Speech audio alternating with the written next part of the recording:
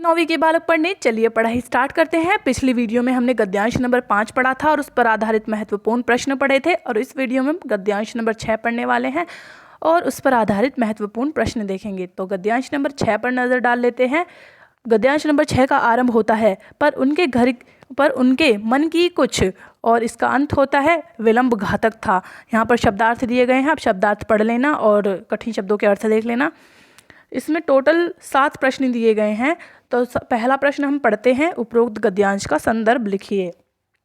संदर्भ देख लेते हैं। प्रस्तुत गद्यांश हमारी पाठ्य पुस्तक के गद्य खंड में संकलित मंत्र कहानी से उद्धृत है। इसके लेखक प्रेमचंद हैं। प्रश्न नंबर 2 देखते हैं। गद्यांश के रेखांकित अंश की व्याख्या कीजिए। तो हम रेखांकित अंश की व्याख्या की वजह पूरी व्याख्या बताएंगे आपको, ठीक है। तो व्याख्या देख लेते हैं। लेखक भगत के मन के अंतर्द्वंद को स्पष्ट करते हुए कहता है कि बूढ़ा भगत अपनी पत्नी के सो जाने पर दरवाज़ा बंद करके लेट तो गया, लेकिन उसके हृदय में बहुत बेचैनी थी। उसकी दशा उस व्यक्ति के समान थी जो उपदेश सुन रहा हो और अचानक बाजे की आवाज़ उसके कानों में पड़ जाए। उसकी आंखें तो उपदेश देने वाले की ओर लगी रहती हैं, लेकिन कान बाजे की ओर, अर्थात वह दिखावे के लिए उपदेश सुनने का नाटक करता है, और उसका मन चाहता है कि वह बाजे की ध्वनि सुनता रहे या उठकर वहां चला जाए।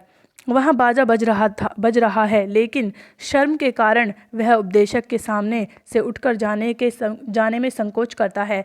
इस समय डॉक्टर चड्ढा द्वारा किया गया निर्दयी व कठोर व्यवहार भगत के लिए उपदेशक का कार्य कर रहा था और उसे जैसे के साथ तैसा ही करने के लिए प्रेरित कर रहा था।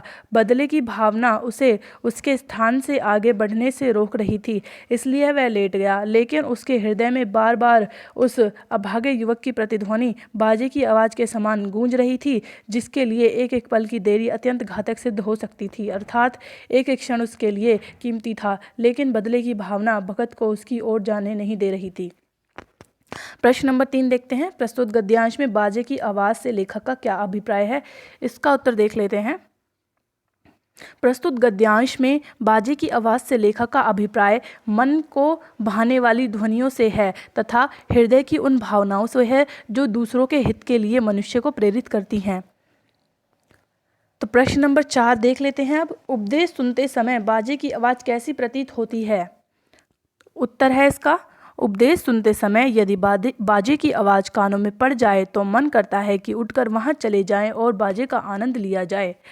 अब हम पढ़ते हैं प्रश्न नंबर 5। तो प्रश्न नंबर 5 है, भगत के लिए उपदेशक का कार्य कौन कर रहा था? तो इसका उत्तर देख लेते हैं। प्रश्न नंबर 5 है ना, निर्दयी प्रतिघात अर्थात बदले की भावना भगत के लिए उपदेशक का कार्य कर रही थी। वह उसे वहां जाने से रोक रही थी जहां निस्वार्थ सेवा भाव का आनंद रूपी बाजा उसे अपनी ओर खींच रहा था। प्रश्न नंबर 6 देखते हैं। बूढ़ा भगत उपदेश सुनने वालों से किस प्रकार भिन्न था? इसका उत्तर देख लेते हैं।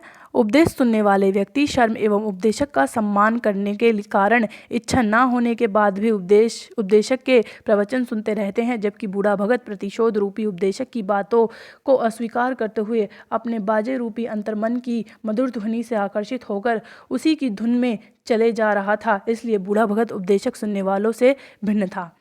प्रश्न नंबर 7 देख लेते हैं। भगत का हृदय किसकी ओर लगा था? प्रश्न नंबर 7 का उत्तर कुछ इस प्रकार से है। भगत का हृदय पल पल मृत्यु की ओर बढ़ते डॉक्टर चड्ढा के पुत्र कैलाश की ओर लगा था। उसकी मानवता उसे वहां जाने के लिए प्रेरित कर रही थी, तो डॉक्टर चड्ढा का व्यवहार उपदेशक की भांति उसे रोक रहा था।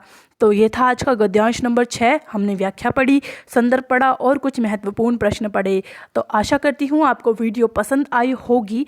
हम मिलते हैं आपको अगली वीडियो में, जिसमें हम गद्यांश नंबर 7 करने वाले हैं। तो चैनल को आप सब्सक्राइब कर देना, वीडियो को लाइक करना और वीडियो को अपने दोस्तों के साथ शेयर भी करना। तब तक के लिए जय श्री राम, भारत माता की जय।